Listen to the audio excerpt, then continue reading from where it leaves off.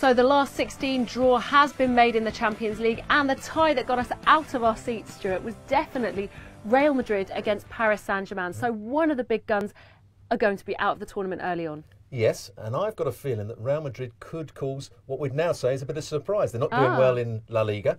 I think they could cause PSG a problem. I think not everything's right at PSG. They lost to Strasbourg in Liga not so long ago. I think Neymar may be causing one or two problems. So I'm going to go for Real Madrid in this game. Interesting. Well, Chelsea fans will certainly be happy that they didn't get Paris Saint-Germain, but they were hoping for Besiktas and ended up with Barcelona. But are Barcelona the force that they once were? Well, I'm going to go on the Neymar subject again. I think, and I said right at the beginning of the season, Barcelona would be a better team without Neymar. And when Neymar's a good player, an excellent player, we know that. But I think Barcelona will be a better team because you can't have two players not defending. Last year in the Champions League, they lost heavily at Juventus. They lost heavily at PSG because two players didn't do any defensive work. That's Lionel Messi and, of course, Neymar. Now they've only got one player that doesn't really defend. And I think that Barcelona are a much better side this season than they were last year.